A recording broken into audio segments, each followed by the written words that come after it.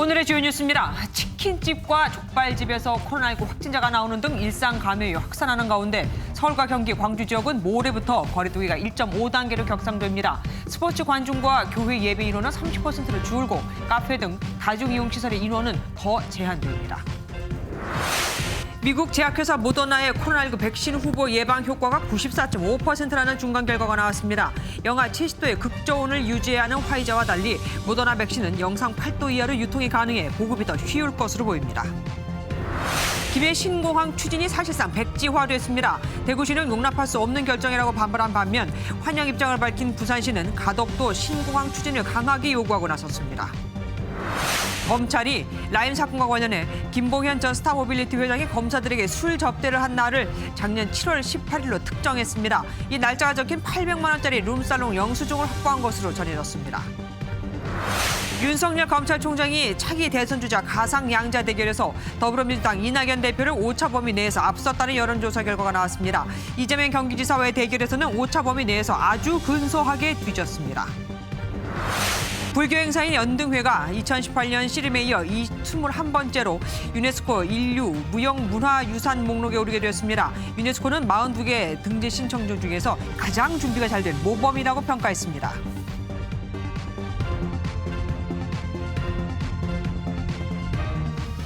어제 예고된 대로 모레부터 수도권과 광주광역시, 강원 철원군의 사회적 거리두기가 1.5단계로 격상됩니다. 하지만 1.5단계를 건너뛰고 당장 2단계로 가야 한다는 전문가들도 많습니다. 첫 소식 권영봉 기자가 보도합니다. 수도권 거리두기가 1.5단계로 올라가는 시기는 서울과 경기 지역이 모레부터, 인천이 오는 23일부터입니다. 수도권의 최근 한 주간 하루 평균 확진자는 111명으로 확산세가 잡히지 않고 있습니다. 69일 만에 하루 확진자 수가 두 자릿수를 기록한 광주광역시도 광역자치단체 가운데 처음으로 거리두기를 격상하고 교장 연수와 장애인 요양원 등에서 산발적 감염이 잇따른 강원 철원군도 병상 가용 능력을 고려해 거리두기 상향 결정을 내렸습니다. 앞서 충남 천안시와 아산시, 강원 원주시, 전남 순천시, 광양시, 여수시는 자체적으로 거리두기를 1.5단계로 격상해 시행 중입니다. 거리두기가 1.5단계로 격상되면 중점관리시설 9종과 일반관리시설 14종 등 다중이용시설은 철저한 방역 하에 영업을 해야 하는데요. 특히 중점관리시설은 9종 모두 시설 면적 4제곱미터당 1명으로 이용 인원이 제한됩니다. 당장 이번 주말 결혼식을 앞둔 예비 부부들은 예식장의 입장 인원이 4제곱미터당 1명으로 제한되면서 하객 수를 조정하느라 발등에 불이 떨어졌습니다. 자영업자들의 한숨도 더 깊어질 것으로 보입니다.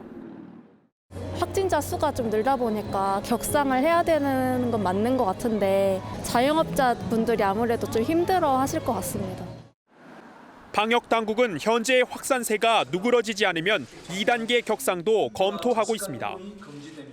여기서 유행을 차단하지 못한다면 전국적인 대규모 유행이 초래되어 많은 국민들의 생명과 안전이 위험해질 것입니다.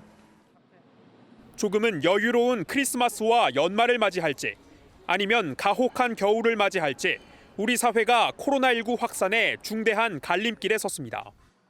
MBN 뉴스 권용범입니다. 연일 경고가 잇따르고 있지만 코로나19 신규 확진자는 또 200명대를 기록했습니다. 서울에서는 두 달 만에 가장 많은 90명이 확진됐는데 특히 대학가에 비상이 걸렸습니다. 강영호 기자가 보도합니다. 오늘 0시 기준 전국의 코로나19 신규 확진자는 230명입니다. 지난 14일 확진자 수가 200명을 넘어선 이후 나흘째 200명대 확진이 계속되고 있습니다.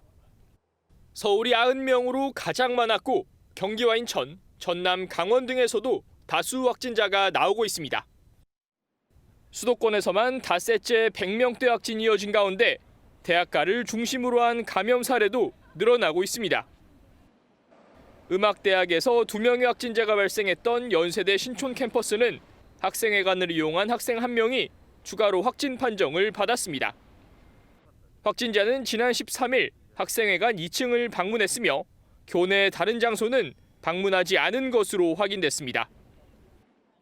해당 확진자와 먼저 발생한 음대 확진자 2사람의 연관 가능성은 낮은 것으로 확인됐으며 학교 측은 밀접 접촉자 파악에 주력하고 있습니다. 지난 13일 객원 교수 1명이 확진 판정을 받았던 수원대는 가족과 학생들로 감염이 퍼지며 관련 확진자가 14명으로 늘었습니다. 앞서 고려대와 한양대 등에서도 동아리와 기숙사를 통한 확진자가 나온 만큼 학내 비대면을 강화해야 한다는 목소리도 커지고 있습니다. MBN 뉴스 강영우입니다. 광주 전남대 병원발 코로나19 확진이 심상치 않습니다. 이 병원을 통해 경찰서와 성당에서도 확진자가 나왔거든요. 방역당국은 사실상 4차 대유행으로 보고 있습니다. 김명현 기자가 보도합니다. 전남대병원 코로나19 확진자 수는 25명으로 늘었습니다.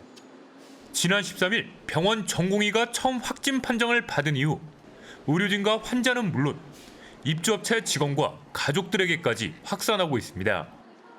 병원 측은 확진자가 발생한 본관 한개동 전체 병실을 코호트 격리했습니다. 외래 진료, 수술, 응급실 등 병원의 전체 진료 과정이 중단된 상황에 대해서는 매우 송구스럽게 전남대병원 확진자와 접촉한 광주 광산경찰서 소속 경찰관도 감염됐습니다. 경찰서 본관 3층은 폐쇄되고 일부 부서 업무도 중단돼 치안관리에 비상이 걸렸습니다.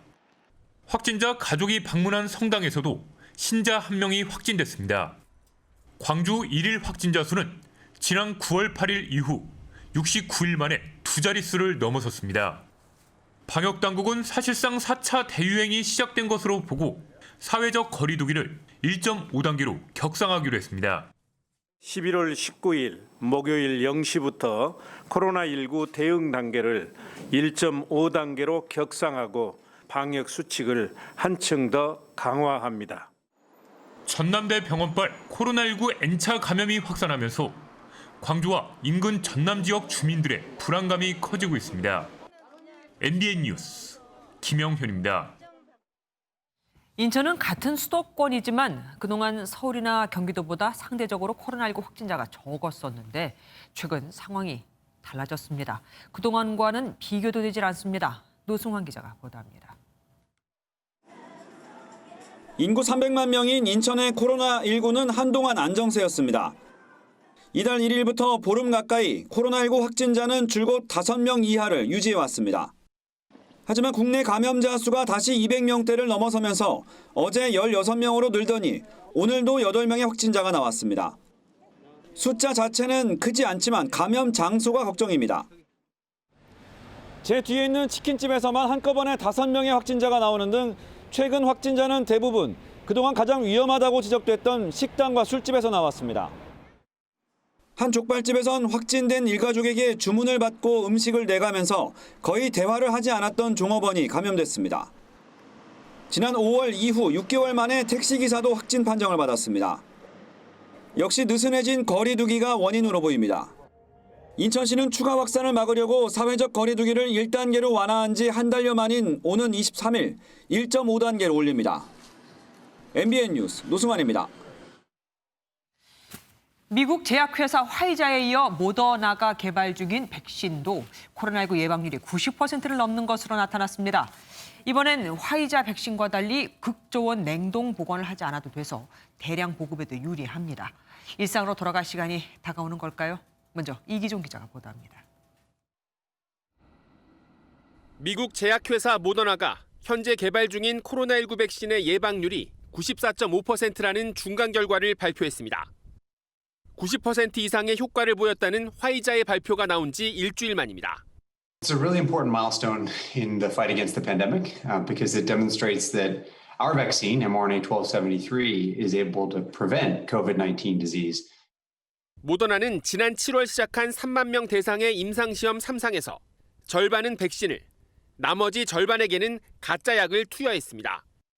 이후 95명이 코로나19에 걸렸는데 90명은 가짜 약을 맞은 참가자였고 접종을 한 참가자는 5명에 그쳤습니다. 모더나는 이번 백신이 일반 냉장고에서 30일, 영하 20도에서는 6개월까지 보관 가능하다고 밝혔습니다. 영하 70도 수준의 초저온 보관이 필요한 화이자 백신의 단점을 보완한 겁니다. Beyond the fact that we don't need the deep freeze conditions, that is a massive enablement to be able to distribute much more broadly and much more easily. 미 보건당국은 화이자와 모더나 백신의 긴급 사용 승인을 최대한 서두를 것이라고 밝혀 연내 접종 시작에 대한 기대감을 높이고 있습니다. MBN 뉴스 이기종입니다. 화이자도 모더나도 다 미국 제약회사죠. 미국 내에서는 연말쯤 고위험군을 대상으로 접종이 시작되고 내년 봄쯤 일반인도 백신을 맞을 수 있을 것이라는 소식이 전해졌습니다. 가격은 우리 돈으로 7, 8만 원 선이 될 것이라고 합니다. 화이자보다 비싸 보이지만 유통과 보관 비용을 생각하면 비슷한 걸 겁니다. 신동규 기자입니다. 임상 3상 중간 결과에서 94.5%의 효과를 보인 백신에 대해 모더나는 지난 8월 가격을 1회당 32에서 37달러로 하겠다고 밝힌 바 있습니다. 2회 접종해야 효과가 있다는 점을 고려하면 우리 돈 7에서 8만 원 정도가 될 걸로 보입니다. 앞서 백신 성공 소식을 먼저 전한 화이자는 2회 접종 가격을 우리 돈 4만 3천 원 정도로 책정한 바 있습니다. 그러나 백신 가격은 국가와 지역에 따라 달라질 걸로 보여 국내 도입 가격이 어느 정도가 될지는 미지수입니다. 모더나는 올해 안에 1,000만 명분을 생산해 미국 내 고령자 등 고위험군에 먼저 접종한다고 밝혔습니다. 내년 4월에서 6월에는 4만 명 이상이 접종할 수 있는 물량을 생산하는 만큼 이때쯤 국내 접종도 가능할 걸로 보입니다. 각국 정부는 벌써부터 백신 확보에 총력을 기울이고 있습니다. That we have today secured an initial agreement for 5 million doses of the Moderna vaccine. This is a similar RNA technology to Pfizer-BioNTech. 우리 정부는 국제기구를 통한 물량 확보와 개별 협상을 통한 구매를 동시에 진행하고 있지만 구체적으로 어느 정도 물량을 확보했는지는 밝히지 않고 있습니다. 현재 백신을 확보하기 위한 노력을 계속하고 있는 중이고 이에 대해서는 이른 시간 안에 종합적으로 한번 발표해드리도록 하겠습니다. 당국은 접종 전략과 적합성을 토대로 백신을 신중히 선택한다고 밝혔지만 구매 경쟁에서 밀리는 건 아닌지 우려의 목소리도 나오고 있습니다. MBN 뉴스 신동규입니다. 코로나19 백신을 먼저 맞는다는 건 기쁘면서도 두려운 일이기도 합니다. 무슨 부작용이 있을지 잘 모르니까요. 그래서 바이든 당선인이 자신부터 백신을 맞겠다고 밝혔습니다. 국내외 전문가들은 하지만 아직은 안심할 때가 아니라며 신중한 반응을 보이고 있습니다. 신혜진 기자입니다. 최악의 코로나 사태를 맡고 있는 미국의 바이든 대통령 당선인은 백신 후보들의 긍정적인 임상 결과가 잇따르자 자신부터 접종하겠다며 기대감을 드러냈습니다. I wouldn't hesitate to get the vaccine if Moderna or Pfizer, who have been extremely responsible, conclude that it is safe and able to be done. 그러면서도 마스크 착용과 사회적 거리 두기 등 일상 방역은 유지해야 한다고 강조했습니다. 코로나 대응에 사실상 손을 놓았다는 비판을 받는 트럼프 대통령은 트위터를 통해 백신 개발 성과가 자신의 재임 기간에 이루어졌다며 공을 자신에게 돌렸습니다. 세계보건기구 WHO는 제약회사 모더나의 긍정적인 중간 발표에 고무적이라며 반기면서도 아직 낙관할 때는 아니라고 밝혔습니다. Of course, we need to wait and see what the final efficacy and the safety profile of this vaccine will be when the whole data is analyzed after they reach their primary endpoint. 우리 보건당국도 지나친 기대를 경계했습니다. 아직은 우리 손에 쥐어준 백신이 있는 것은 아니고 임상 연구 결과만 나왔습니다. 이것으로 당장 세상은 변하는 것은 하나도 없습니다. MBN 뉴스 신혜진입니다. 코로나19 백신, 미국인들은 내년 봄쯤이면 다 맞는다는데 우리 국민들은 언제쯤 맞을 수 있을까요? 또 거리 두기가 1.5단계가 되면 우리 일상은 어떻게 바뀔까요? 보건복지부 출입하는 이혁준 기자에게 들어보도록 하겠습니다. 어서 오십시오. 사회적 거리 두기가 3단계에서 5단계로 이렇게 세분화되면서 많이 지금 헛갈려졌습니다. 네. 지금 1단계인데 1.5단계로 바뀌면 뭐가 어떻게 또 구체적으로 바뀌게 되는 겁니까? 그 1.5단계는 한마디로 정리하면 그 사람들이 밀집하는 걸 1단계보다 더 막는 조치입니다. 식당과 카페의 테이블 간 1m 거리두기나 테이블 한 칸 띄우기를 적용하는 범위를 확대하는데요. 1단계에서는 150제곱미터 이상일 경우 1.5단계에서는 50제곱미터 이상일 경우에 모두 해당합니다. 네. 유흥시설은 1단계에서도 시설 면적 4제곱미터당 1명으로 인원을 제한해 왔는데요. 여기에다가 추가 조치가 이루어집니다. 클럽과 헌팅포차 같은 곳이 될 텐데 춤추기 금지, 좌석 간 이동 금지입니다. 접촉도 줄인다는 얘기입니다. 그런데 1.5단계를 건너뛰고 아예 2단계부터 가자 이런 의견도 있잖아요. 네, 방역당국도 오늘 브리핑에서 그 전문가들이 2단계 격상을 바로 가자 이렇게 요구하는 데 대해서 고민을 토로했습니다. 네. 강력한 조치 취하면 당연히 감염 확산 더 잘 막을 수 있습니다. 하지만 경제적인 피해가 걸림돌입니다. 네. 1.5단계는 영업을 계속하면서 출입 인원을 제한하는 정도지만 2단계로 가면 아예 영업 자체를 금지하는 시설이 늘어나기 때문입니다. 방역당국은 가능한 1.5단계에서 더 이상의 확산을 막을 수 있도록 하겠다는 입장입니다. 2단계가 되면 구체적으로 어떻게 막게 됩니까? 네, 간단하게 말씀드리면 유흥시설 같은 경우는 일단 집합 금지, 영업할 수 없습니다. 노래 연습장과 식당, 실내 체육시설은 저녁 9시 이후에 운영을 중단합니다. 카페는 포장만 하거나 또 배달만 허용하고요. 식당은 저녁 9시 이후에는 운영이 중단되니까 포장 배달만 허용합니다. 자영업자들은 벌써부터 걱정이 태산입니다. 지금은 사람이 없으면 장사가 안 돼요. 월요일부터 지금 손님이 떨어지는 길에 사람이 없어요.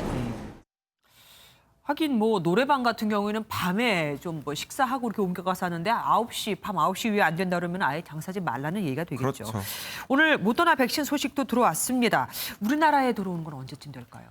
일단은 그 방역당국의 그 자문위원회라는 곳이 있는데 여기를 통해서 구매할 백신 5개 정도를 이렇게 추려놨습니다. 네. 자문위원회는 그 5개 중에서 우선 구매하거나 시차를 두고 구매해야 한다 이렇게 지적을 했는데 방역당국은 이달 말이나 다음 달 초에는 계약 현황과 얼마나 확보했는지 그 물량을 공개할 수 있을 것으로 보고 있습니다. 해외에서 실질적인 접종이 1월 정도 이뤄질 것으로 보고 있는데 우리 역시 가장 빨리 이뤄질 접종 시기에 맞춰서 준비한다는 계획입니다. 그러면은 우리도 1월부터 맞을 수 있다 뭐 이런 얘기입니까? 일단 그 백신의 경우에는 부작용을 반드시 확인해야 합니다. 임상시험을 마쳤다고 해도 안전한지 걱정이 많잖아요. 네. 그래서 방역당국은 백신 접종 50만 내지 100만 건을 지켜보고 부작용이 있는지 없는지 보고 접종을 시작할 방침입니다.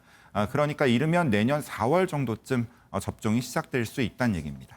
그런데 한 가지 궁금한 게 네. 화이자도 그렇고 모더나도 그렇고 백신이 모두 mRNA 방식이라고 하지 않았어요? 네, 그런데 맞습니다. 화이자는 극초 저온에서 뭐 냉동 보관을 해서 뭐 네. 옮겨야 되고 한다는데 이 모더나 건 안 그렇다면서요? 왜 다른 거죠?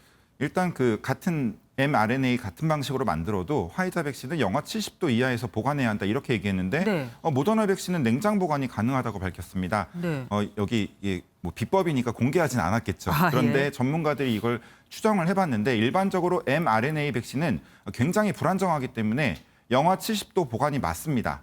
그런데 모더나에서는 그 불안정성을 줄인 걸로 이렇게 추측을 하고 있습니다. 여기서 나온 그 임상시험 결과가 94.5% 엄청납니다. 네. 이걸 고지고대로 우리가 다 믿어도 될까요? 지난번에 화이자는 90% 이상, 네, 또 네. 모더나는 94.5%의 효과가 있다고 밝혔죠. 하지만 이 수치 정확하다고 볼 수 없습니다. 이전 화이자 발표 때도 지적했듯이 코로나19 확진자 수가 그 전수조사를 해서 나온 숫자냐 이런 게 명확하지 않거든요. 그렇죠. 전문가 판단 한번 들어보시죠. 아주 초기의 데이터라서 지금 이제 94%라고 하는 게 계속 94%로 효능이 유지가 될지는 그거는 정말 더 확인을 해야 되는 거고 지금 94%라고 얘기하는 건 상당히 무리가 있는 거죠. 나는 백신이 불안하다, 안 맞겠다, 차라리 치료제를 기다리겠다는 분도 있을 수 있을 것 같아요. 치료제 상황은 어떻습니까? 네, 국내에서는 지금 혈장 치료제와 항체 치료제 임상이 진행 중인데요. 항체 치료제 같은 경우에 그 임상 참여 목표 환자가 300명 모집인데 현재 131명으로 절반에도 못 미칩니다. 네. 방역 당국은 임상 시험에 적극 참여해달라고 호소하고 있습니다. 예, 우리 기술이 부족하기보다는 우리 국민들이 참여가 좀 더 필요하다는 얘기네요. 네, 체계도 잘 만들어야 되고요. 그렇겠네요. 오늘 말씀 여기까지 듣겠습니다. 고맙습니다. 미국은 코로나19에 감염돼 입원한 환자만 7만 명에 육박합니다. 시신을 안치할 영안실이 부족해 냉동 트럭까지 동원을 하고 있죠. 러시아에선 병상이 부족해 아이스링크가 임시병원으로 사용되고 있습니다. 최원미 기자입니다. 길가에 늘어선 냉동 트럭.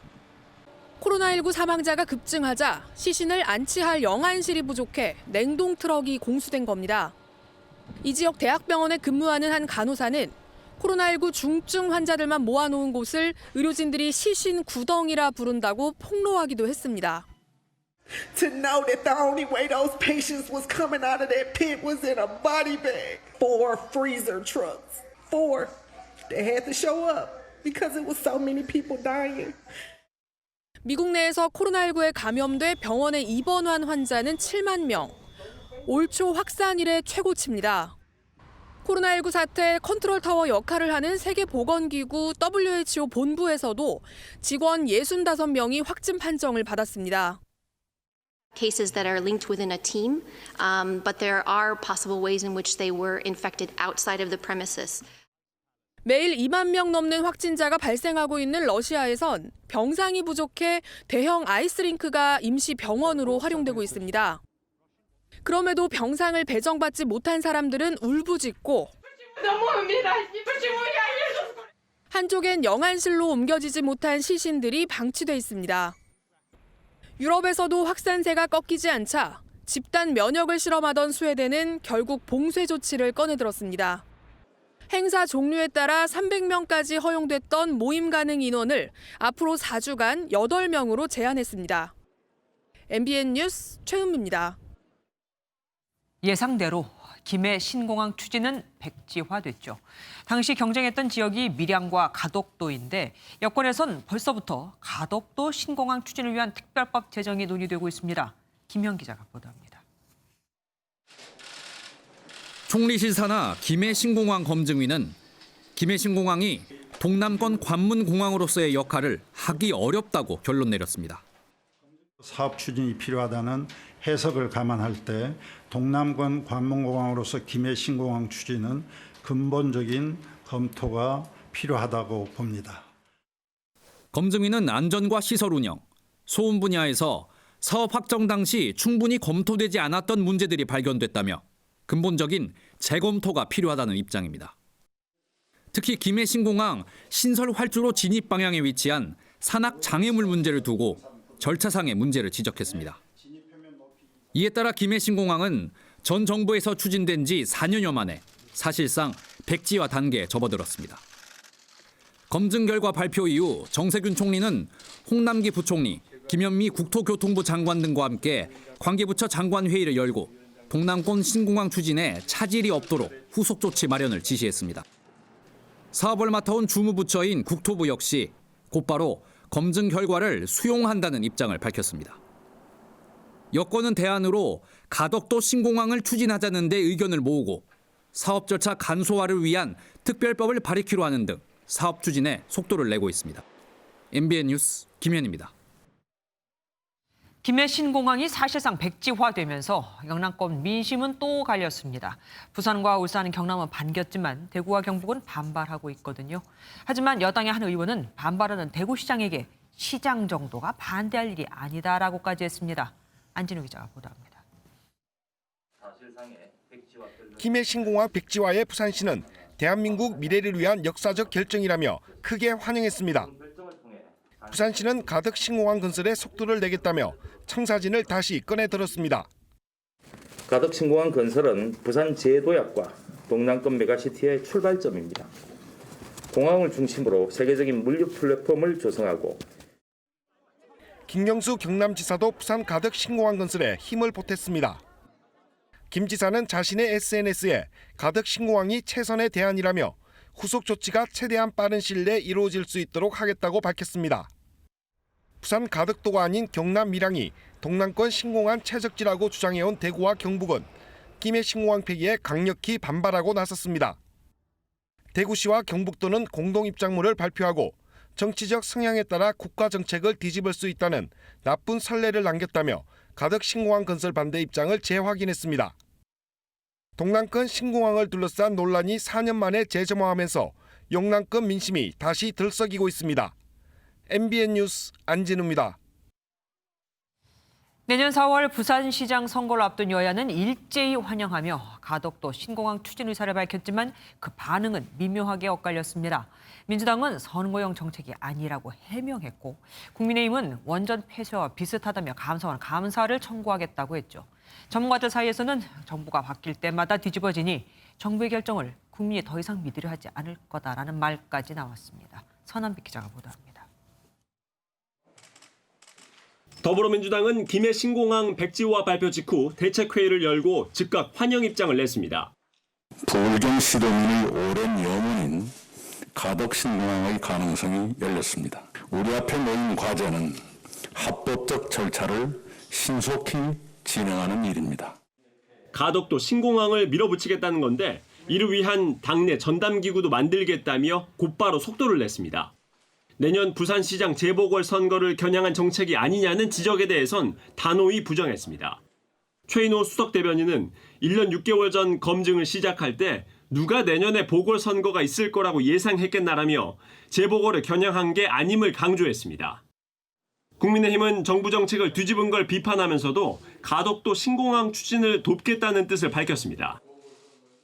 부울경 지역에서 지금 얘기하고 있는 가덕도 공항에 대한 나름대로 우리 당도 적극적으로 검토를 할 수밖에 없다고.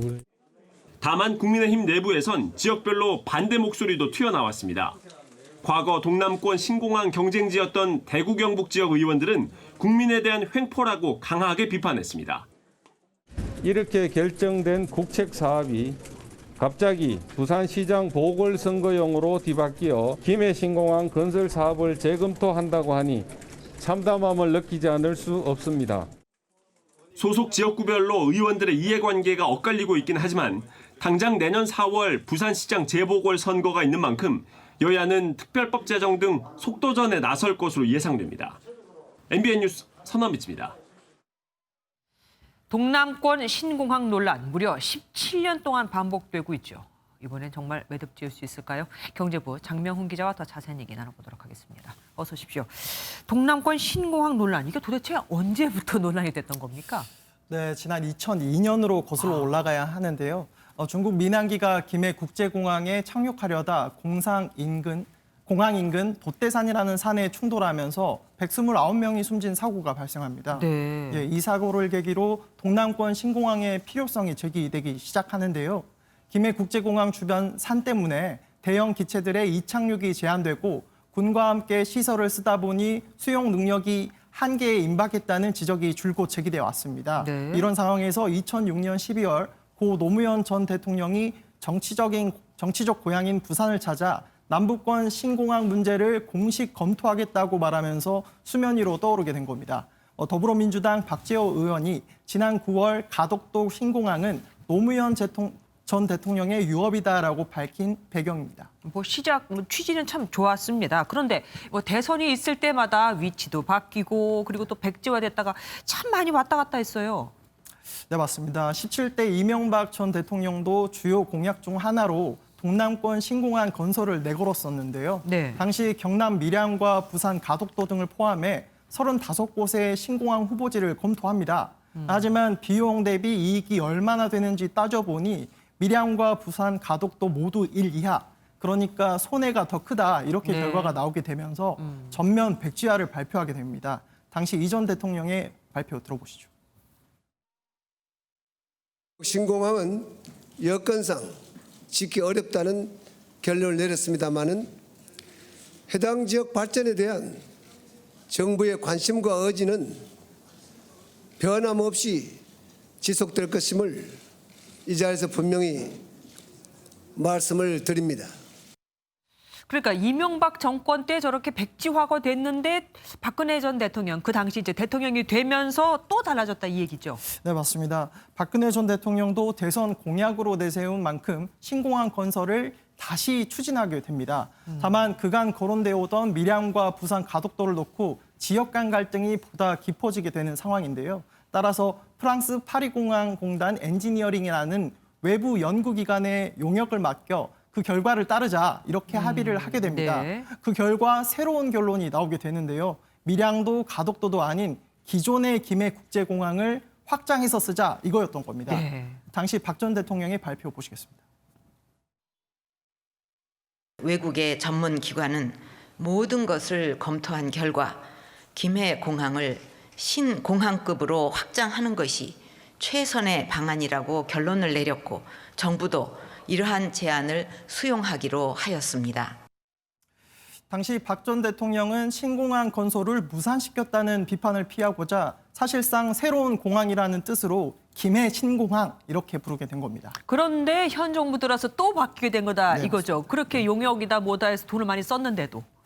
네, 맞습니다. 문재인 대통령이 대선 후보 당시 동남권 관문공항 건설을 다시 공약으로 들고 나오게 됐고요. 네. 2018년 오거돈 전 부산시장이 가덕도 신공항 재추진을 공약으로 내걸고 당선이 됩니다. 네, 부산, 울산, 경남, 이른바 부울경 지역에서 김해 신공항 문제점 검증을 시작하고 지난해엔 문 대통령도 신공항 재검토를 시사합니다. 결국 이 문제가 총리실로 이관이 되고 검증위원회가 발족하면서 오늘의 발표가 나오게 된 겁니다. 그런데 오늘 나온 거는 김해 신공항이 아니다라는 얘기지. 가덕도에 공항을 신설하자라는 건 아니잖아요.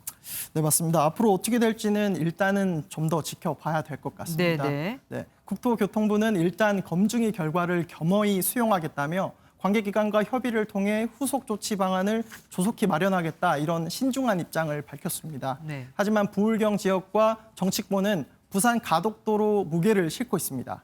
차기 신공항 부지로 가덕도가 선정되면 가덕도 육지와 해상을 매립해 그 위에 공항을 건설하게 되는데요. 부산시는 김해 신공항과 달리 진입 표면에 산과 같은 고정장애물이 없고 24시간 운항이 가능하며 소음 피해도 없다고 주장하고 있습니다. 네, 사업비는 7조 5천억 원 수준으로 책정됐고 예상 이용객은 연간 5천만 명입니다. 네, 부산시는 신공항 조기 건설을 위해 특별법까지 제정해 늦어도 2030년 준공에 개항하겠다는 계획을 세우고 있습니다. 네. 다만 정치권 이해 득실에 따라 결과가 뒤집혀왔기 때문에 이 사업 자체가 이대로 표류할 수 있다는 암울한 전망도 나오고 있습니다. 그러게요. 국책 사업이 이렇게 손바닥 뒤집듯이 계획해서 바뀌면 안 되겠죠. 이번만큼은 좀 제대로 마무리가 됐으면 좋겠습니다. 네. 지금까지 경제부 장명훈 기자와 함께했습니다. 어린이 보호구역 횡단보도를 건너던 세 모녀를 대형 트럭이 덮쳐 동생은 숨지고 언니와 엄마가 크게 다쳤습니다. 6개월 전에도 어린이 교통사고가 바로 이곳에서 났지만 신호등은 여전히 설치돼 있지 않았습니다. 강세훈 기자가 보도합니다. 한 여성이 유모차를 끌면서 어린아이를 데리고 횡단보도 앞에 서 있습니다. 차들이 정차하자 길을 건너는데 이번엔 반대 차로에서 차들이 멈추지 않습니다. 그런데 정차된 차들이 움직이고 뒤에 있던 대형 트럭이 횡단보도 중간 지점에 서 있는 여성과 아이를 덮칩니다. 보내려고 큰애를 유치원에 보내려고 항상 그 시간에 오시는데 사고가 나자 주민들이 트럭에 깔린 여성과 아이를 구해보지만 유모차에 타 있던 2살짜리 아이가 숨지고 아이 엄마와 4살 된 언니가 중상을 입었습니다. 못 봤고 진행하다가 소리를 듣고 멈췄다 이렇게 얘기를 해요. 사고 현장입니다. 지난 5월에도 이 횡단보도를 건너던 7살 아이가 차에 치여 크게 다치는 등 사고가 빈번하게 발생했지만 신호등은 설치돼 있지 않습니다. 주민들은 이번 사고가 예견된 인재라고 말합니다. 사고가 자발적이래요. 신호등을 설치하도록 했는데도 묵살해버리고. 주민들 말이 맞는지 확인해 봤습니다. 상반기에 사고가 나고 나서 현장에서 다 시청, 경찰청, 북부서 그리고 저희 구청 담당자들 다 모여서 그때 논의한 결과 필요성에 대해서 좀 스쿨존 표시는 도로 바닥에만 있고 안전시설은 횡단보도에 과속 방지턱이 전부입니다. 경찰은 트럭 운전자에 대해 민식이법을 적용해 구속영장을 신청하겠다고 했습니다. MBN 뉴스 강세훈입니다. 자동차 매매 단지에서 불이 났습니다. 불에 탄 차량 안에 있던 남성이 불을 지른 것으로 보입니다. 윤기란 기자가 보도합니다. 경기도 안산의 한 중고차 매매 단지 안 주차장. 빼곡히 주차된 차량 가운데 외제차 한 대가 반쯤 타버렸습니다. 다른 층 주차장에서도 불탄 차량이 여러 대 보입니다. 오늘 오전 3시 30분쯤 이곳 건물 안에서 불이 나 2시간 만에 진화됐습니다. 건물 3층에 주차된 차량에선 50대 남성이 숨진 채 발견됐고 해당 차량을 비롯해 건물 곳곳에서 차량 7대가 불에 탔습니다. 출근하는데 119 방문돼가지고 차가 엄청 아직은 냄새나. 방화벽 내려가지고. 현장에선 인화 물질이 담긴 통이 발견됐는데 경찰은 숨진 남성이 차량에 불을 지르고 극단적인 선택을 한 것으로 보고 있습니다. 불이 난 건물의 분양업체 직원인 남성은 건물주와 최근 금전적인 문제로 갈등을 겪은 것으로 조사됐습니다. 숨진 남성은 방화 전 방제실 직원을 흉기로 위협해 결박했다가 풀어주기도 한 것으로 알려졌습니다. 가족도 이제 그쪽에 좀 입점을 좀 한 거예요. 장사가 안 되니까. 그러니까 월세가 좀 밀렸는가 보더라고요. 나도 재물이 있으니까 조금 연기를 시켜달라. 회사 쪽에서는 정상적으로 가자. 경찰은 유가족 면담과 건물 안 CCTV 분석 등을 통해 자세한 사건 경위를 조사하고 있습니다. MBN 뉴스 윤기란입니다. 슈퍼마켓에서 돈을 훔치고 도주하던 노숙인이 붙잡혔습니다. 훔친 돈 70만 원은 양쪽 신발 밑창에 숨겨두고 있었죠. 김민영 기자가 단독 보도합니다. 남성 셋이 서로 옷자락을 잡아당기고 밀치다가 곧이어 한 남성이 옷가지를 내동댕이 칩니다. 슈퍼마켓 계산대에서 현금을 들고 달아난 노숙인 남성을 슈퍼 주인이 쫓아와 추궁하는 모습입니다. 도둑질을 했죠. 슈퍼에서. 요 앞에서 신랑이를 버리다가 경찰을 불렀는데 바로. 남성은 가게 주인이 쫓아오자 이곳에서 택시를 타고 다른 노숙인을 데리고 달아나려 했습니다. 다른 노숙인은 평소 알고 지내던 사람이었는데 절도 사실은 모른 채 함께 택시를 타려 한 것으로 확인됐습니다. 슈퍼 사장이 와서 택시번호를 여니까 출발을 못하잖아요. 사장이 짐 정리하느라고 안쪽에 들어가 있다가 털렸나 봐요. 결국 이 남성은 출동한 경찰에 붙잡혔는데 훔친 현금 70여만 원을 양쪽 신발 깔창 밑에 나눠 숨겼던 것으로 드러났습니다. 경찰은 해당 남성을 준강도 혐의로 입건해 정확한 사건 경위를 조사하고 있습니다. MBN 뉴스 김민영입니다. 옵티머스 펀드 사기의 키맨으로 꼽히는 전직 기획사 대표 신모 씨의 구속 여부가 이르면 오늘 밤에 결정됩니다. 김재현 옵티머스 대표가 국내 최고의 로비스트라고 칭찬했던 인물입니다. 민지숙 기자입니다. 옵티머스 회장님으로 불리며 핵심 로비스트로 지목된 전직 연예기획사 대표 신모 씨. 구속영장 심사를 위해 모습을 드러낸 신 씨는 모자와 스카프로 얼굴을 가린 채 취재진의 질문을 피했습니다. 옵티머스 홀딩스 회장으로서 사업 주도했다는 의혹이 있는데 인정하시나요? 검찰은 신 씨가 정관계 로비를 해주겠다는 명목으로 김재현 옵티머스 대표로부터 수억 원을 받아 챙긴 것으로 의심하고 있습니다. 김 대표는 평소 전직 청와대 행정관, 부장판사, 정치인 등 막강한 인맥을 과시하던 신 씨를 대한민국 최고의 로비스트라 소개했던 것으로 전해졌습니다. 실제 신 씨는 또 다른 로비스트 2명과 함께 금융감독원 조사를 무마하려고 금품을 전달하려 한 혐의를 받습니다. 또 옵티머스 자금으로 인수된 선박용품 제조업체 핵심 주주에게 억대의 뒷돈을 건네며 의결권 행사를 청탁한 혐의도 받습니다. 신 씨의 구속 여부는 이르면 오늘 밤 결정됩니다. MBN 뉴스 민지숙입니다. 검찰이 김봉현 전 스타모빌리티 회장의 검사들에게 술 접대를 했다는 그 날짜를 특정했습니다. 이 날짜가 적힌 800만 원짜리 룸살롱 영수증도 확보한 것으로 전해졌습니다. 김보미 기자가 단독 보도합니다. MBN 취재 결과 검찰은 김봉현 전 스타모빌리티 회장이 현직 검사들에게 술 접대한 날짜를 지난해 7월 18일로 특정한 것으로 전해졌습니다. 검찰은 룸살롱 직원의 진술과 검사들의 신용카드 사용 내역, 퇴근 기록 등을 분석한 결과 18일이 유력하다고 결론 내린 것으로 알려졌습니다. 검찰은 해당 날짜가 적혀 있는 김 전 회장 이름의 술집 영수증도 확보한 것으로 전해졌습니다. 또 오늘 김 전 회장과 이종필 전 부사장, 김모 전 청와대 행정관과의 대질신문에서도 해당 날짜에 대한 진술이 있었습니다.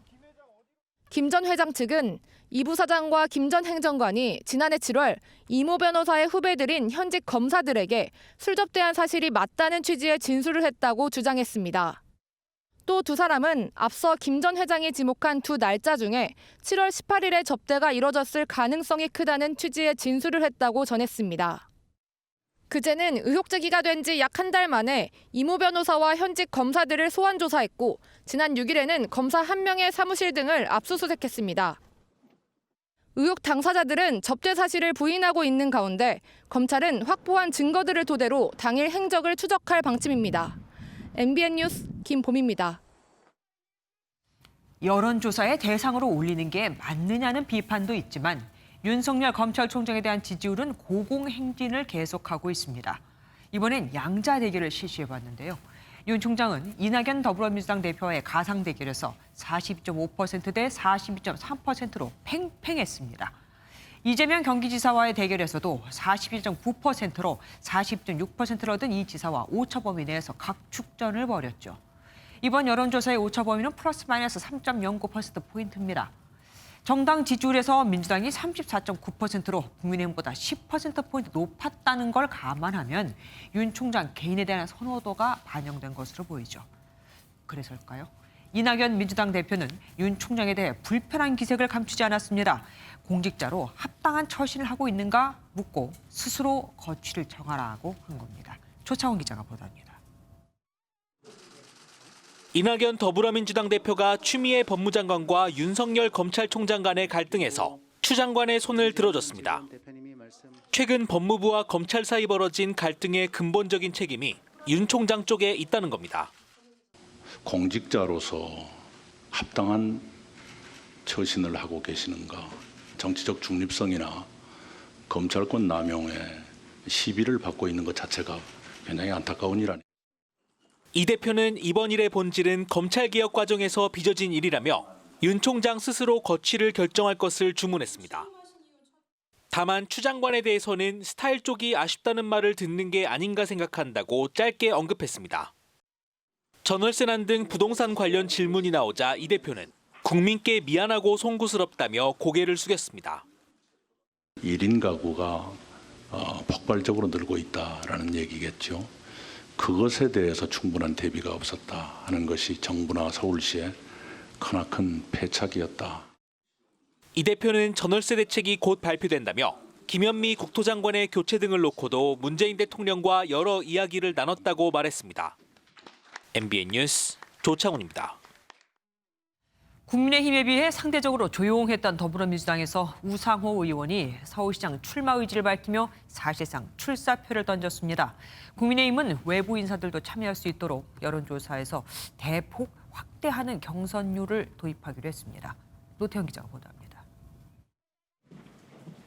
사선의 우상호 의원이 더불어민주당에서는 처음으로 서울시장 출마 의사를 공식화했습니다.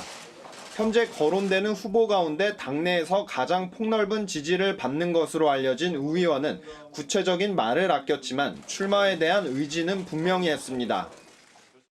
당내에서 있는 경선에 출마하는 것을 전제로 해서 좀 준비 중에 있습니다. 11월 중에 조만간 제 의사를 밝히게 될 것입니다. 이에 따라 서울시장 출마가 거론되는 박영선 중소벤처기업부 장관과 박주민 의원 등의 움직임도 빨라질 것으로 보입니다. 우 의원은 후보 가산점 논란에 대해 여성 가산점을 줘야 한다고 생각한다며 구체적으로 몇 %를 줄 것인지는 당내 논의가 필요하다고 말했습니다. 국민의힘은 의원총회를 열고 당외 인사들도 참여할 수 있도록 여론조사를 확대한 경선 룰을 사실상 확정지었습니다.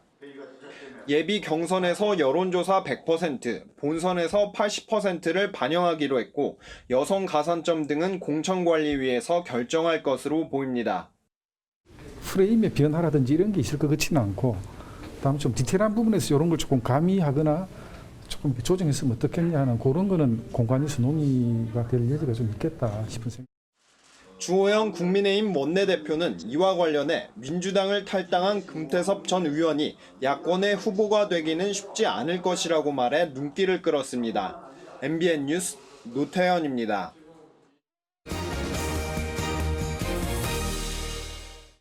지금까지 우리나라에서는 먹는 낙태약이 불법이었죠. 앞으로는 임신 중절 수술에 이어 먹는 낙태약으로 자연 유산을 유도하는 것도 합법화될 것으로 보입니다. 의사가 개인 신념에 따라 낙태 수술을 거부할 수도 있게 되죠. 이제 막 국무회의를 통과한 거라 국회 문턱을 넘는 게 관건입니다. 강대혁 기자입니다. 미프진과 미소프로스톨. 지금은 국내에서 낙태 관련 목적으로 사용할 수 없는 약물입니다. 하지만 오늘 국무회의에서 모자보건법 개정안이 통과돼 약물을 이용한 임신 중절이 허용될 전망입니다. 현행법엔 낙태 시술 방법이 수술로만 규정돼 있었는데 허용 범위를 넓힌 겁니다. 작년 4월에 헌법재판소가 자기낙태죄와 의사의 업무상 동의낙태죄에 대해서 헌법 불합치 결정을 하면서 올해 12월 31일까지 낙태죄를 개선하라는 주문에 따른 것입니다. 임신 초기인 14주까지 낙태를 허용하는 정부 개정안이 제출된 만큼 약물을 통한 자연유산 역시 이 기준이 적용될 거라는 전망이 나옵니다. 반복적인 낙태를 막기 위해 의사들은 피임 방법과 계획 임신 등을 산모에게 충분히 설명하도록 의무화됐습니다. 또 신념에 따라 낙태 수술을 거부할 수도 있습니다. 의사가 본인의 소신에 따라서 하지 않을 수 있는 것은 환자에 대한 진료 거부권과 별개로 인정을 받아야 된다고 주장을 했고 환영하는 바입니다. 미성년자의 경우 법정 대리인의 동의를 받아야 낙태 시술이 가능한데 일부 여성계는 권리를 제약하는 독소 조항이라는 입장입니다. MBN 뉴스 강대엽입니다. 국내에 거주 탈북민은 이미 3만 명을 넘습니다. 삶과 죽음의 경계를 오갔던 탈북민은 한국 정착 후에도 북한에서 경험한 고통과 탈북 과정에서의 어려움의 외상 후 스트레스를 호소하고 있는데 정작 하나원에는 심리 상담사가 단 한 명뿐이라는 걸 아십니까? 배준호, 이수아 기자가 연속 보도합니다. 자연재해나 신체적 위협, 정신적 충격을 받고 난 후 불안이나 우울증 등 심리적인 고통을 받게 되는 증상을 외상 후 스트레스 장애라고 하죠. 생사를 걸고 우리 땅에 도착한 탈북민들은 북한에 있을 때나 탈북 과정에서 겪은 충격적인 사건들로 인해 대부분 외상 후 스트레스 장애에 시달리는 것으로 나타났습니다. 탈북민 상담 30만 건 가운데 3분의 1이 건강과 심리에 대한 상담이었고 더 주목할 만한 사실은 14%가 생계난과 외로움 등으로 극단적인 선택을 고민했다고 답했다는 겁니다.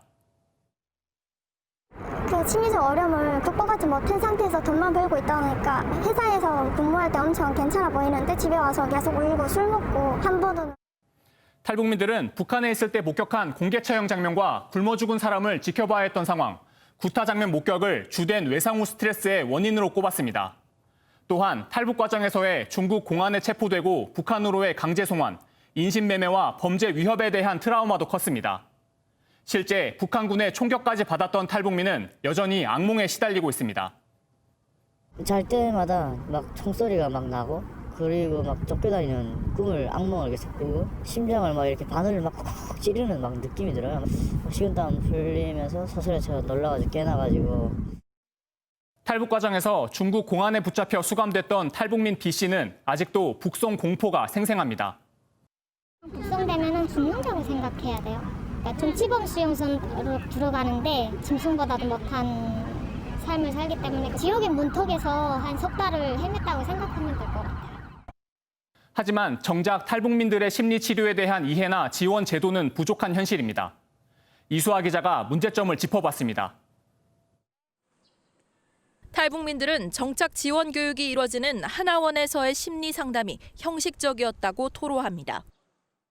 하나원에서 한 분 있긴 하는데 그냥 형식적으로 범위되실 것 같아요. 형식적으로 마음이 어려움이 있냐 이렇게 물어보니까 당연히 없어요. 제가 무슨 뭐 이상한 사람도 아니고 이런 반응이거든요. 하지만 탈북민의 외상 후 스트레스 치료를 위한 전문적인 상담과 관심은 꼭 필요하다는 게 전문가들의 한결같은 지적입니다. 일단 내담자들이 수치심 있는데 좀 깊죠. 저 친구들은 더. 근데 자신의 감정조차도 둔해져 있고 악몽 꾸는 친구들도 많고 근데 드러내지 않을 뿐이죠.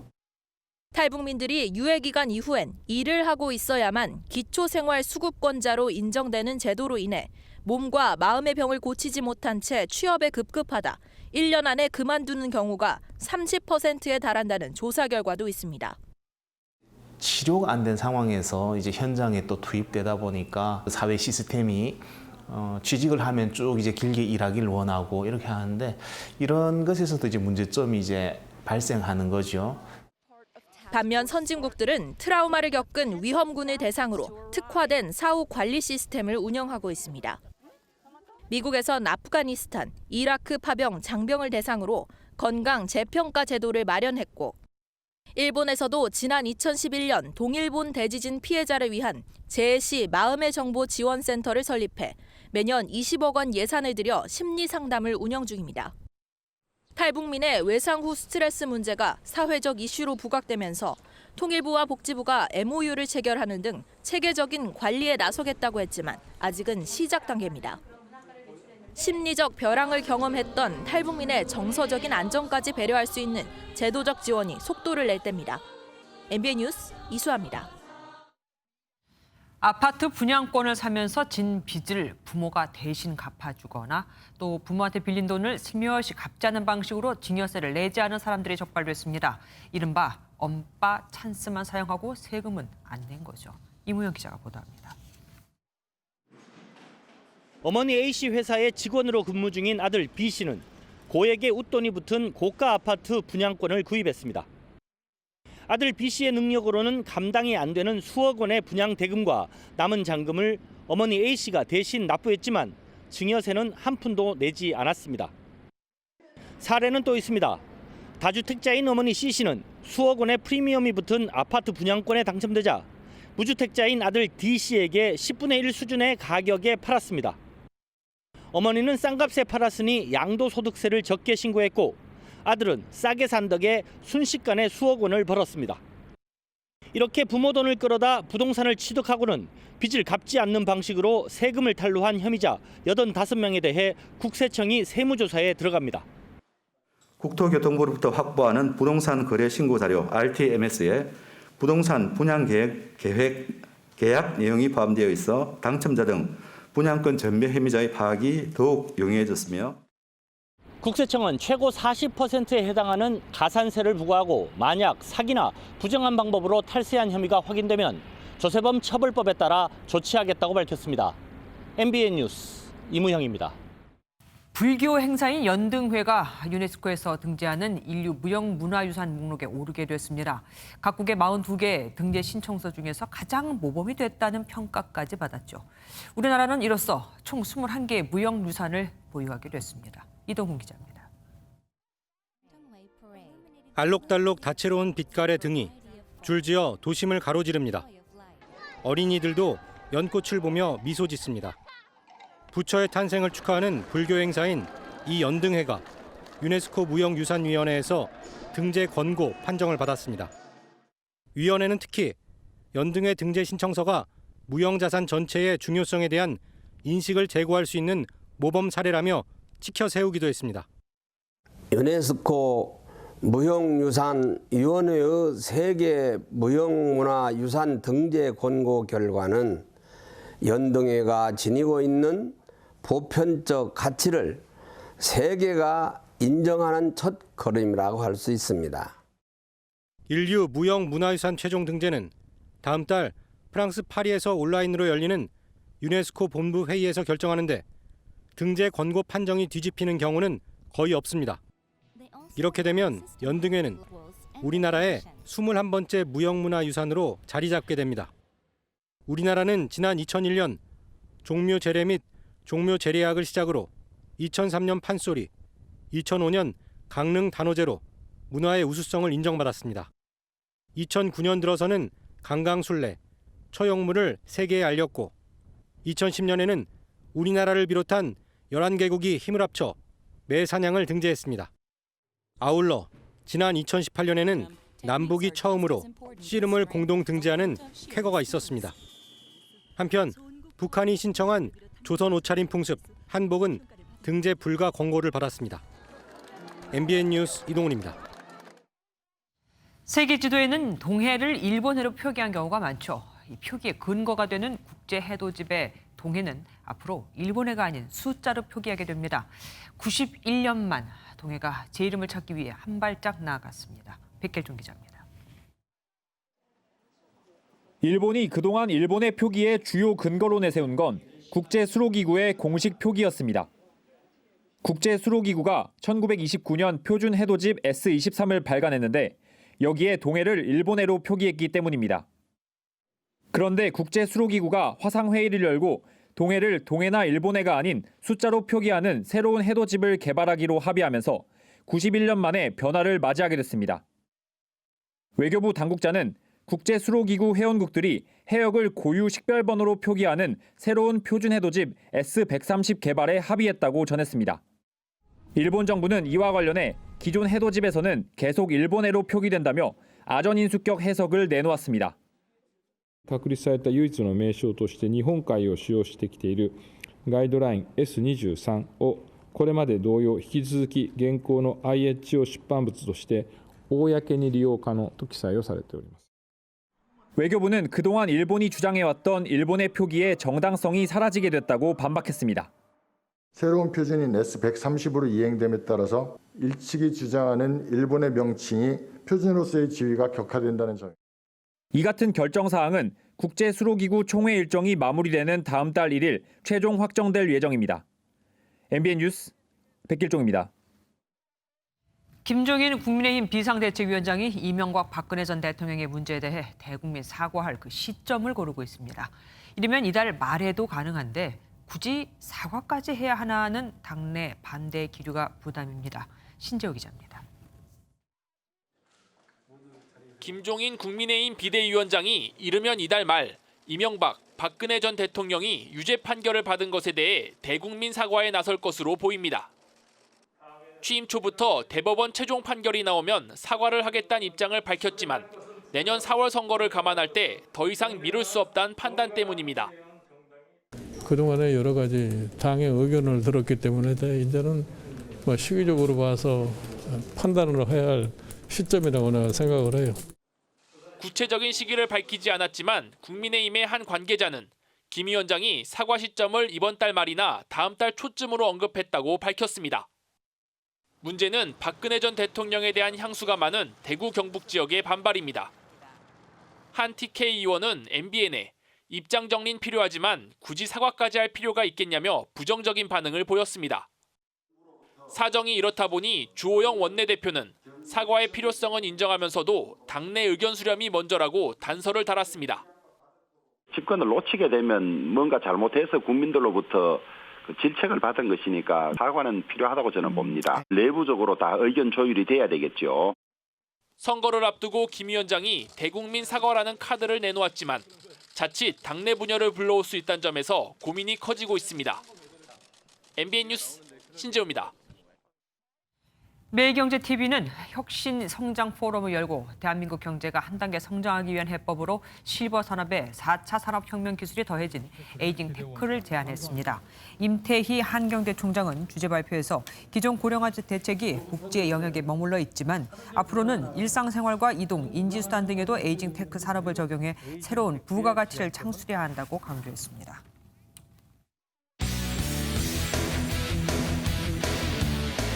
스포츠 뉴스입니다.